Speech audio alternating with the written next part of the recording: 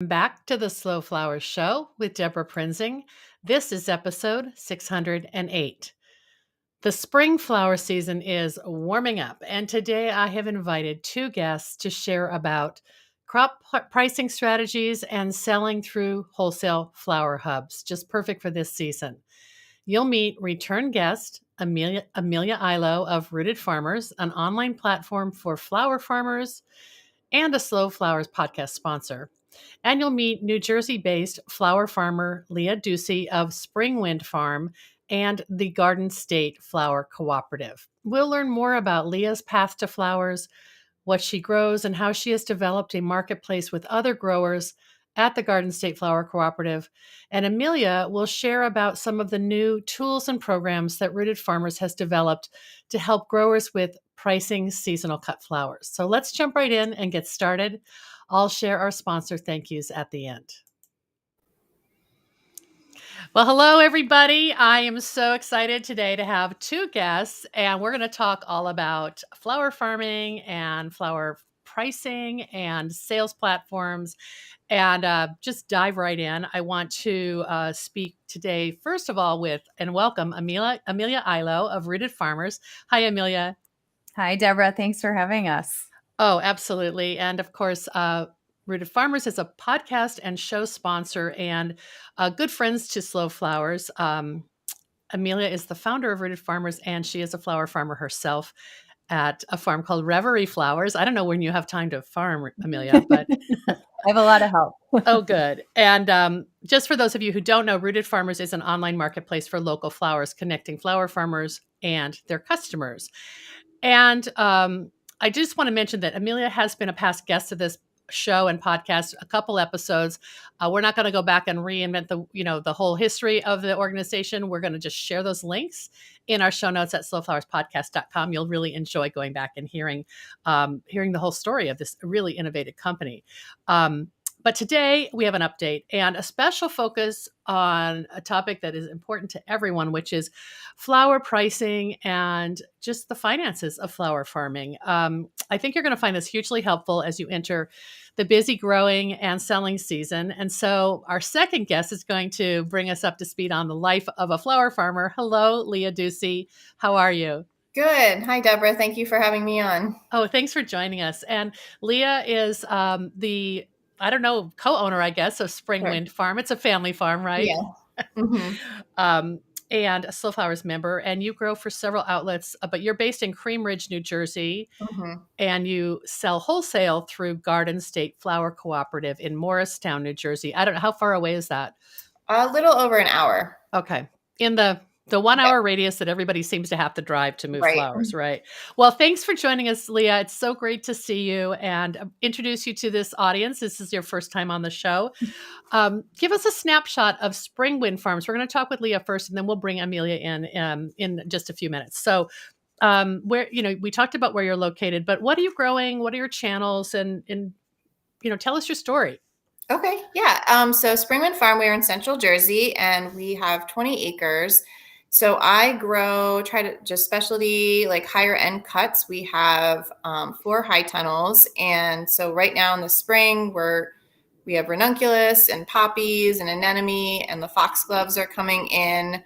We do some kind of like semi-hardy perennials in the back tunnels to kind of like add something different. And then we have a 2-acre annual field. So we kind of focus really on Cosmos, Celosia, different varieties that don't ship well and that the florists want. And then, and just like some other small plots, some perennials and woodies for just to kind of fill in. So we do the majority of the sales is wholesale. And then I run like a flower CSA, a flower club, and I have a small stand that's open, every other week or so for when we can get like the rest of the flowers out, but the focus is wholesale. That's interesting. So the flower stand is kind of for your overflow if you have time to harvest it. Yeah. Yes. Well, we were chatting before we started recording, and I do want you to share your path to flowers with people, from being a high school science teacher to a flower farmer. That's a beautiful story, and I think it's very relatable to a lot of people. So, Mhm. could you share it with us a little bit? Yeah, so I went to Rutgers for plant science, and I have a degree and graduate degree in that, and then kind of found my way into teaching high school biology and sustainability, for stability, even though my goal was to farm. So eventually, 12 years in and two young kids later, we found a property that worked for us. And my husband also teaches high school agriculture. So we kind of teamed up to take on this project that we were a little bit more financially stable to do. And just kind of raise the kids on the farm. So we are in our 6th season. And I mean, the growth has been pretty incredible. So it's just kind of figuring out how big, how much, and like managing those growing pains. Yeah. Wow. And your ability to understand what the designers want, is that a lot of that come through being part of the cooperative, in terms of, like, you have to make these decisions way before the florists are wanting to buy the flowers. So in terms of, like you said, varieties that don't ship well, but also high end varieties, you're going for that premium designer Mhm. bloom, right? Right, right. Because they can get, the designers, they do want local, but if it's coming from overseas and it's half the price, so like not to have that battle, just to go for something that really, that they can't get, Yeah. and it doesn't ship well. So, Yeah. and I do some design on the side, so I kind of have an idea, like kind of like a foot in of like what's popular, what's trending, and kind of like seeing and just kind of following different designers for what Yeah. they like to use. I love it. What are you known for? What's your signature crop? Or do you have just one or a few? I love foxglove, so I do foxglove, a lot Oh, of foxglove, and we had a ton of ranunculus this year. We do that, and I guess a lot of cosmos. I try to keep that going, and just some kind of specialty celotias. mhm. We do dahlias as well, but yeah, I guess some kind of the early tunnel crops, because Yeah. we do have the space for that Yeah. and focus on that.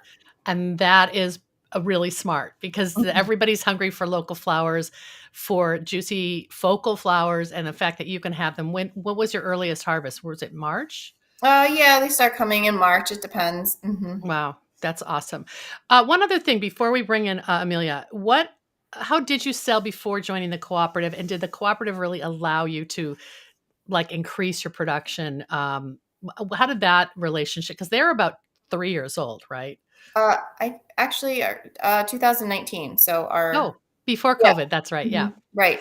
Yeah, so I had two farmers markets, and I quickly realized that that was not the avenue I wanted to go with the kids. And then so I reached out to local florists, but once I saw like managing all those relationships was time consuming, and that I couldn't really fill everything that they need. So I saw like a Facebook post on the Specially Cut Flower page of like for farmers to join a co-op. So I like jumped in and kind of um, have been with that since. And, so it's just great to be able to fill an order together. Yeah. Yeah. And I really liked that collaboration of farmers. I love it. That's wonderful. It's sort of interesting because the cooperative solves one problem, which is how to aggregate with other Mhm. farmers. And then when Rooted Farmers partners with the cooperative, it's a different type of aggregation. And I guess that's my natural segue over to Amelia to bring you in on the conversation. And when you started Rooted Farmers, it was really designed. I don't want to say this wrong. You had your own collective. So you already had a Yeah. group of farmers you were designing for, but most people who joined were individuals. Is that correct? Yeah, we've always had kind of a balance there, but I think when we were first getting started, the idea was that, yes, there were a handful of collectives in the country, but that this is a tool that could really benefit farms the same way that it benefited Yeah. us. And so we that was kind of our initial approach, and the landscape has Yeah. changed over the last 4 or 5 years, and it's very different today in, I think, some really exciting ways. But Yes, that was our initial goal there. So, does the platform work differently for individual sellers versus groups like collectives and cooperatives? Oh, I mean, is it probably uh, for the user experience, people aren't even aware that there's a difference. Yeah, so it does work a little bit differently. I think the needs that you have when you're a large group of growers and you're bringing together product from lots of different folks and you're trying to run a physical market and you have, different receiving days and the challenges that you face are just different Yeah. from just an independent farm, even a very large independent farm. And so as we started bringing on more and more of these groups, I think they've done a great job in giving us feedback and challenging us and saying, here's how our group is growing. And it can look different from one year to the next, but that means that our tool needs to grow with them and respond to that scaling challenge and opportunity that they have. So it does work a little bit differently. I think it really is designed to aggregate across lots of sellers in a way that for an independent farm, it just isn't necessary. Right. That's a good point. Well, just listening to you talk about how you're always you have data that comes in from every transaction, and so you have this ability to crunch the numbers, so to speak, and see trend lines, see perhaps crops that are more popular or pricing changes or crops that fall out of favor. Like you're bringing that information back to people on the platform that they probably couldn't figure out themselves. And I know you've been innovating constantly, new tools and features. So I thought this would be a good time to talk about some of the things that you've brought online and how they benefit people on the Rooted Farmers platform, how they help growers who participate. So let's just give us sort of the menu of what people might discover if they haven't been on the platform recently. Sure. So I think at sort of central to any time we think about building something new is really, how will this help farms? How is this going to help the individual producers, but also the collectives that are really trying to connect all of the dots for the farms? And it can be helpful in terms of how do we save them time? It can be helpful in terms of how do we help them, sort of grow their sales and reach a broader network, or just optimize the sales that they're executing on right now. So, I think in terms of pricing, we have known, and Deborah, you and I have talked about this in the past, is just this data set that we have. I think there are a lot of there's just a hunger out there among sellers for some transparency on pricing and just understanding, how should I be thinking about pricing for wholesale? We want to be selling more wholesale. We want to be selling more to florists, but how do I really think about pricing that product? And so we as growers, we're often sort of scraping lists of like USDA data. We're looking at the Boston terminal price list. We're looking at wholesaler lists, and we're talking to other growers saying, what are you doing? How are you selling this? And while I think those are all helpful inputs, they're sort of, picking little pieces of data. Kind of abstract in a way, like they're not relevant to an individual region, probably. They're also just not, there isn't a lot of overlap often between like the Boston price list and also wholesalers and then what we as growers are producing. Like we are often just growing very different products. You're plowing through new territory that these crops aren't showing up on these sort of mass market pricing. That's a really good point. Totally. You're like And defining this whole new landscape. Yeah. Well, we're trying to. Yeah. I mean, it is because as growers, like part of how we differentiate ourselves from a lot of the imports is, well, we're just growing different product. We're growing, product that doesn't ship very well. And so you can't easily access it through those import channels, which is great. But it also then leaves us in this sort of like loop of, okay, well, now how do we figure out if we don't have comparables to price off of? And so we, because of how our system is built, where you're going in and you're choosing from this drop down menu of thousands and thousands of flowers, what are you selling? What we are able to do is we then can aggregate all the data, and we can package it up into a way that is useful to sellers to say, okay, how do we really think about pricing on this particular cultivar? And it's specific to what we're doing as local farms, as opposed to, kind of trying to triangulate from lots of different places that aren't really it.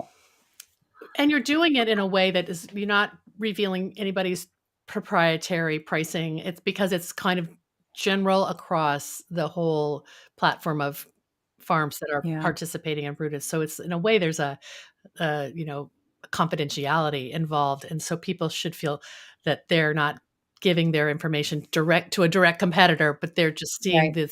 this overall trend line across the US. Yeah. And what do you Yeah, we sat down. I mean, the way that we really approached this was, we sat down with some agricultural economists and we said, look, here's the problem. Here are our data. And we want to share this in a way that doesn't lead to, sort of unintended consequences, essentially. So we're giving you information without compromising, Mhm. confidentiality, or compromising, kind of understanding the full distribution, because it's not that there's one right price for your foxglove or one right price for your anemones. There's a distribution there, and there are a lot of variables. And so how do we sort of visualize that for you?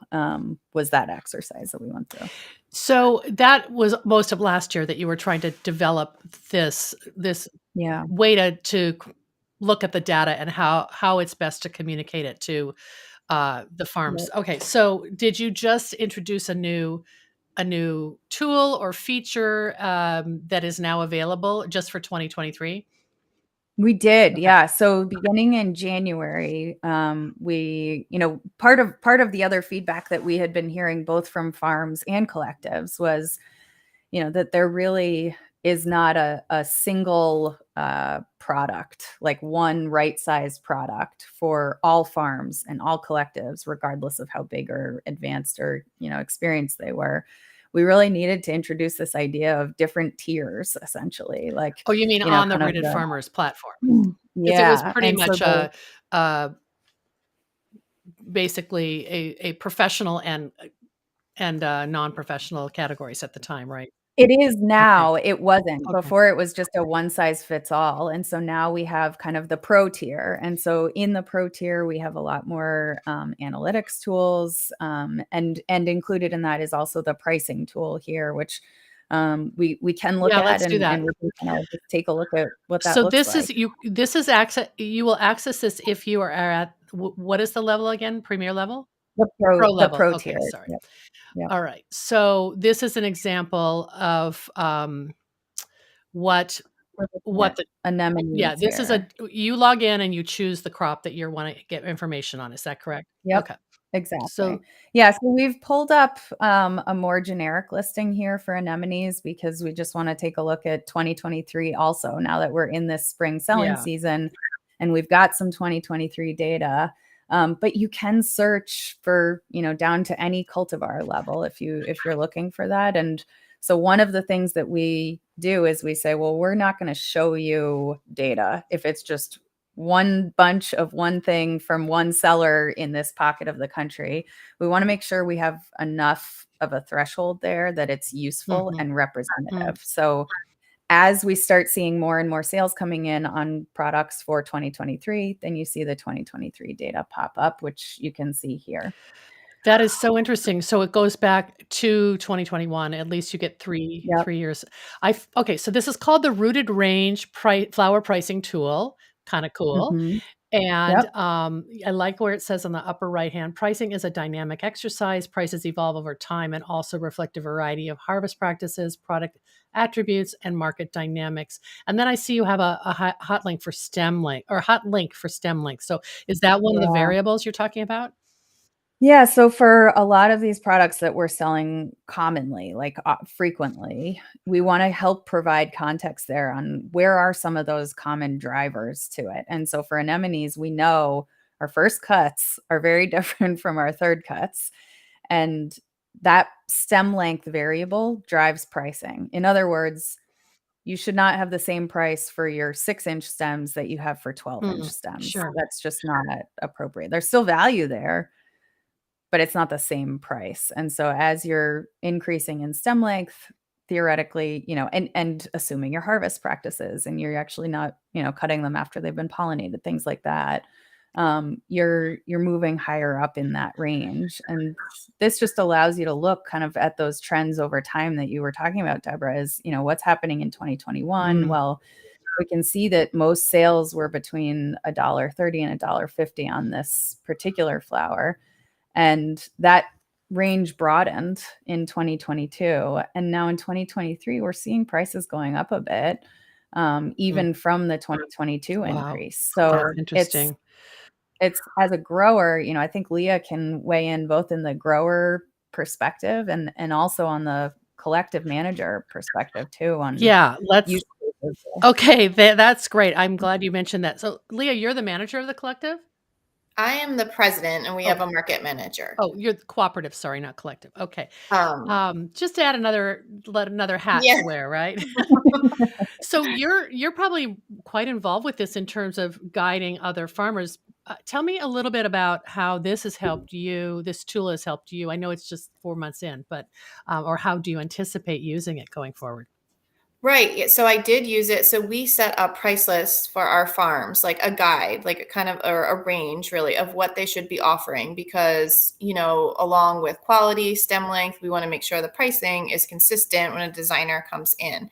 So, and often when you have newer farms, not necessarily newer to growing, but often trying to switch from retail to wholesale, they just might not be as familiar with that and they might not design, so they might not have access to the wholesale list. So this kind of like just really helps. And so, I use it like, okay, well, here's the medium of what it's selling on Rooted all over the country. Like we're in the Northeast, or like these are your first cuts. They're really good. So that like this is where you can kind of tweak it and move it. And it just kind of helps like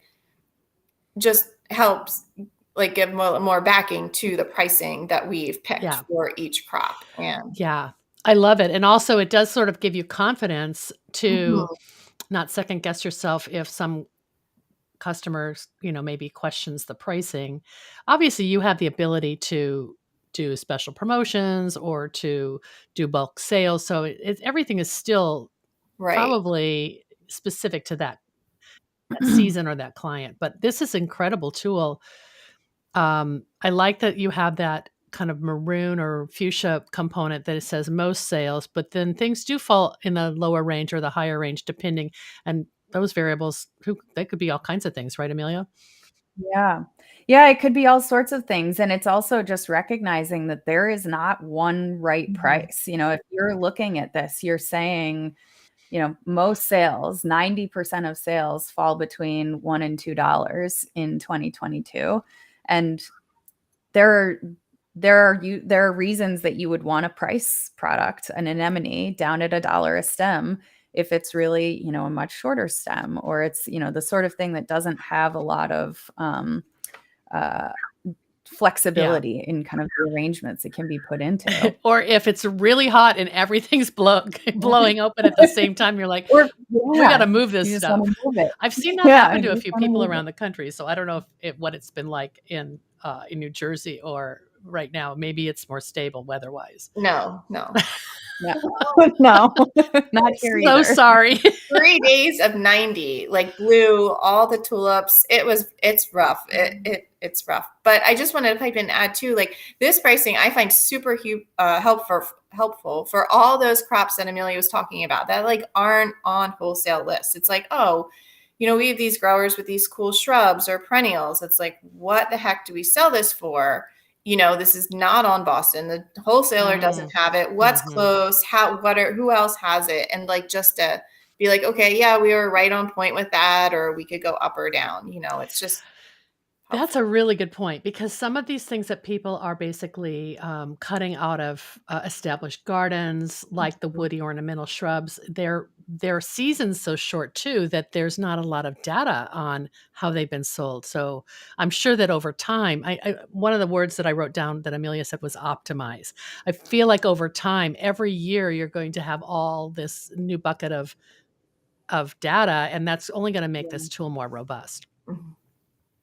That's definitely the goal. I mean, I think we are always trying to help give farms kind of a leg up and give them tools that can really help them to move their product. And sometimes, that can really be driven by how you're pricing product, and especially for folks who are, growing something new. Maybe they haven't grown it before, so they don't have that context, or they're just sort of stepping into, maybe they had done mostly bouquets and now they're doing more straight bunches.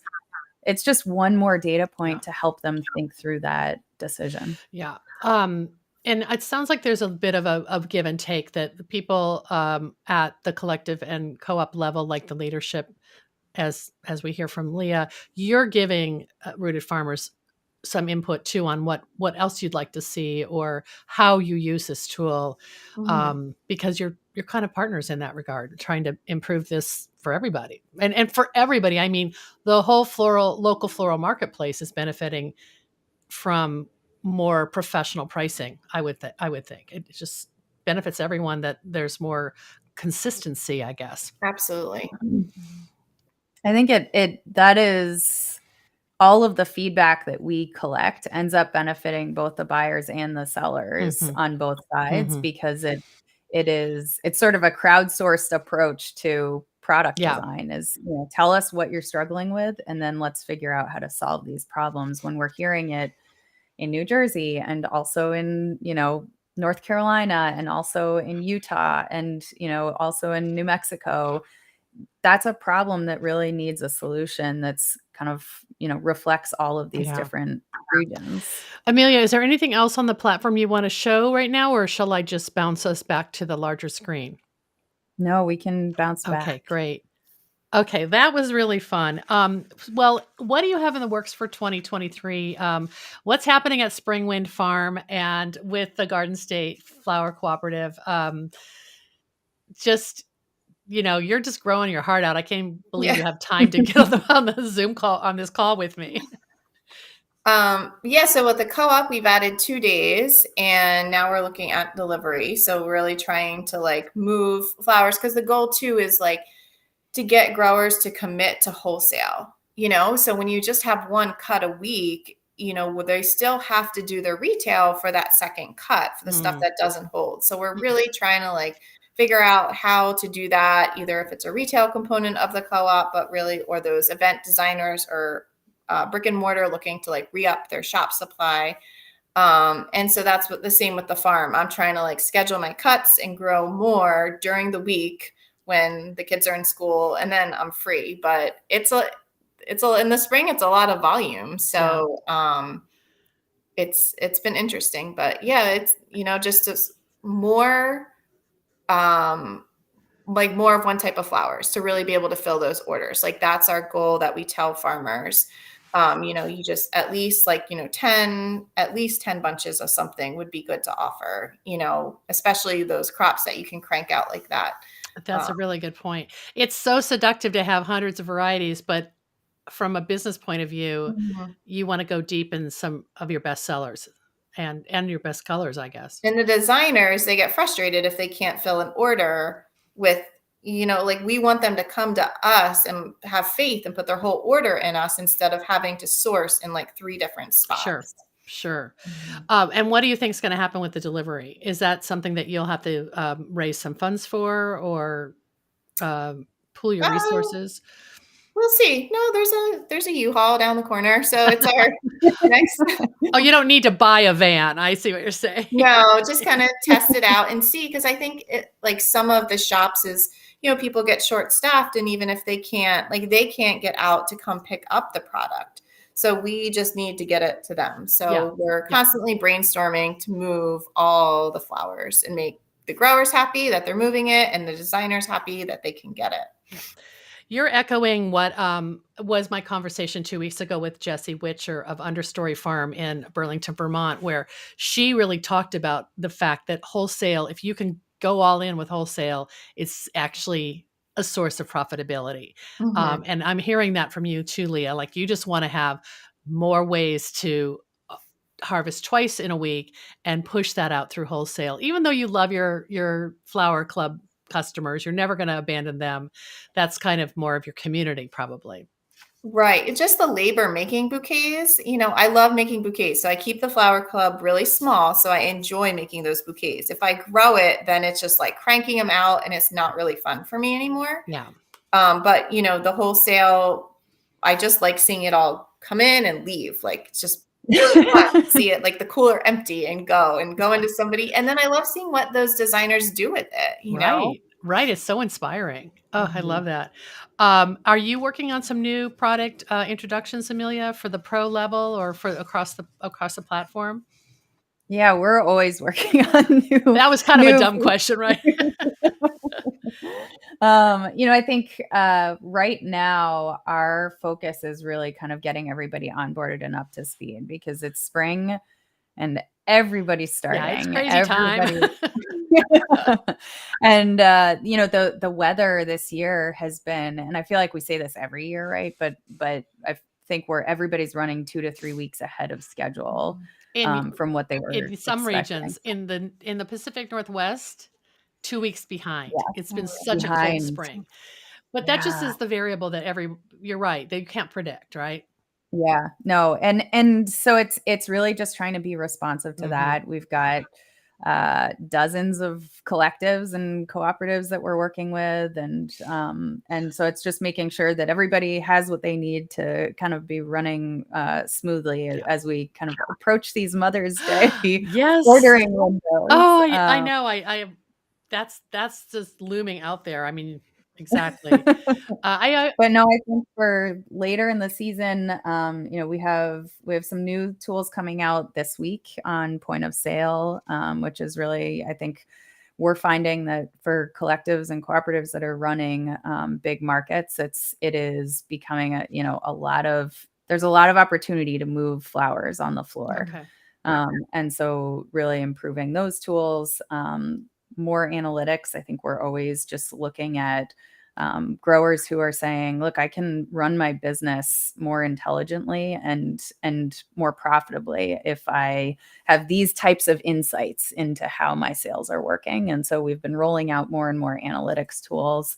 And I think it's also, we just want to hear from our members, as on the buyer side, also as designers, what are you loving, and where do you feel like you still need a little bit more, hand holding or questions answered, Mhm. or we have messaging now on orders, which is really exciting for buyers. They can message back and forth with their collectives and their growers, and it's been fun to see how that's getting used and what people are asking. Wow. So lots of new fun things. Well, we're excited to share with our viewers and listeners that if you're a Slow Flowers member, you can enjoy a special discount code to join Rooted Farmers. This is for growers.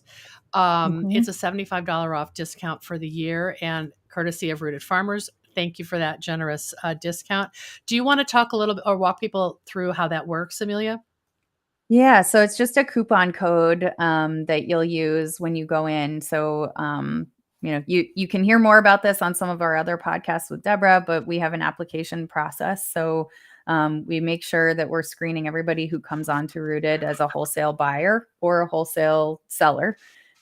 There's no cost to buyers. You can join. There's absolutely no fee, but we do want to make sure that you really are a legitimate Like, wholesale yeah, have buyer. a resale license. Yeah. Yep. And for growers, it's just SF2023 is the coupon code, and you'd use that once you get approved and go through that application process. Great. And I will say that you do check. So, we're trying to keep it honest. But Yep. if you join Slow Flowers for $99, you basically, recoup most of that when you Yeah. sign up to sell on the Rooted platform. Amelia, just so because we have listeners who maybe haven't checked out your platform, what are the pricing tiers and the membership tiers for Rooted? Just to kind of throw it out there. Yeah, so we have two different tiers for individual growers, and that's the essentials tier, which is kind of our base package, and it has everything that you need to get up and sell and get moving and join the network, and that's Okay. $159. And then we have our pro tier, and that's got the more advanced analytics that has the pricing tool and a handful of things that we've got videos and things on there. And I think you're putting me on the spot. I think it's about $350 That's right. for We'll that. check. We'll check. And Maybe 359. But it's all on our website. You can find all that right on the pricing page on Great. our website if you have And then questions. for collectives and cooperatives, it's almost like a customized package depending on their scale and size. Is that correct? Or Well, we have two different tiers for collectives and okay. cooperatives also. Okay. So it's again the essentials, and then the pro tier. I will say that we definitely handle groups very Yeah. differently, So get in and touch.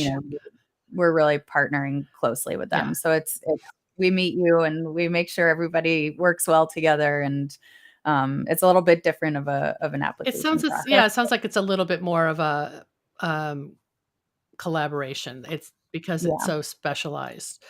Well, is this your at Garden State? Is this your second or third season that you're on the Rooted platform, Leah? This is our first season. Oh, wow. Mhm. That's excellent. How are you Leah's selling? been on for a couple of years. I'm Yeah, sorry. I've Go been ahead. on this for a few years, but this is the co-op's first season. Okay. How were you managing sales through the co-op prior, just with your own kind of Google Sheets and an app, and so this just makes it way oh my gosh. easier. Hmm. Yeah. It sounds like homework. Yeah. Okay, well, that's helpful. Sorry, I didn't mean to cut you guys off. Well, I'm just excited also that I want to acknowledge that Rooted Farmers will be at the Slow Flower Summit, which is only 2 months away here in Seattle. They're know. returning as a presenting sponsor. So grateful for your support and participation, Amelia, and how unique that we're going to have one of our presentations about the flower dollar from Lenny Larkin. And there's so many ways to slice and dice this flower pricing model. I think it'll be really fun for people to hear from her, but also talk with you and see what the approach is best for them. You want to add anything to that? Yeah, no, we're just really excited. So Carla and I are going to be coming out, and we'll be there and excited to meet folks. But I think you always do such a great job of bringing these events together for all of the flower lovers of the Oh my world to gosh, bond. it's going to be beautiful. Karen and I are doing a site visit on Friday, and I'm just so thrilled to see leaves on branches and the flowers starting to Yeah. bloom at the Bellevue Botanical Garden. So that's great. I wanted to wrap up and say that there are a lot of resources available for viewers and listeners that Rooted has. And so in our show notes at slowflowers.com for this episode, we'll have links to several blog posts that are available about basically farm finances and pricing. And Amelia's going to help me pick out which ones of those are best. We'll share that promo code, and we'll have photos of Spring Wind Farm, which Leah has shared, and make sure everyone knows how to follow you on social media, both of you. So I thank you guys for a wonderful episode. And before we wrap up, is there anything I didn't ask you that you want to make sure we include? Either one of you. No, I think you nailed it. Yeah. I think we got Well, everything. Thank you. good luck with Mother's Day. I was going to say Mother's Day is like the floral holiday. Everyone thinks it's Mhm. Valentine's Day, but for the local floral slow flowers world, it's definitely Mother's Day coming right It's up. Mother's So Day. yeah, Yep. so I'm glad I got you before that. Thank you both so much. Yeah. All right. Thank you. Thank you, Deborah. Bye-bye. Hey, thanks so much for joining us today. That was a wonderful interview. You can find the replay video of today's interview and more bonus content and resources, as we discussed, from Rooted Farmers. And it's at slowflowerspodcast.com. I think I made a mistake and said slowflowers.com, but it's slowflowerspodcast.com, episode 608. You can take advantage of the $75 off discount offered to members of the Slow Flower Society who want to sign up for Rooted Farmers at any level there. And you'll find more details in our show notes. I'll also share some gorgeous flower photos that Leah provided so you can learn more about Spring Wind Farm and her New Jersey-based family farm. Okay, I want to thank our supporters who bring this show to you. This show is brought to you by slowflowers.com, the free online directory to more than 850 florists, shops, and studios who design with local, seasonal, and sustainable flowers, and to the farms that grow those blooms. It's the conscious choice for buying and sending flowers. And thank you to our lead sponsor, Farm Girl Flowers. Farm Girl Flowers delivers iconic burlap wrap bouquets and lush, abundant arrangements to customers across the U.S., supporting U.S. flower farms by purchasing more than $10 million of U.S. grown, fresh and seasonal flowers and foliage annually. Discover more at farmgirlflowers.com. Thank you to the Seattle Wholesale Growers Market, a farmer-owned cooperative committed to providing the very best the Pacific Northwest has to offer in cut flowers, foliages, and plants. The Growers Market's mission is to foster a vibrant marketplace that sustains local flower farms and provides top-quality products and services to the local floral industry. Visit them at seattlewholesalegrowersmarket.com. Thank you to Longfield Gardens, which provides home gardeners with high-quality flower bulbs and perennials. Their online store offers plants for every region and every season, from tulips and daffodils to dahlias, caladiums, and amaryllis. Check out the full catalog at longfield-gardens.com.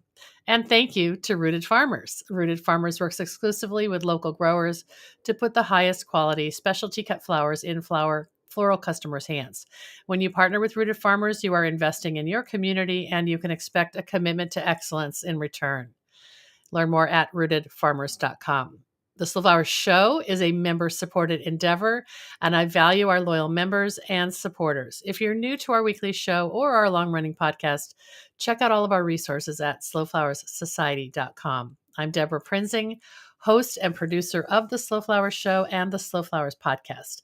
Next week, you're invited to join me in putting more slow flowers on the table, one stem, one vase at a time. The content and opinions expressed here are either mine alone or those of my guests alone, independent of any podcast sponsor or other person, company, or organization.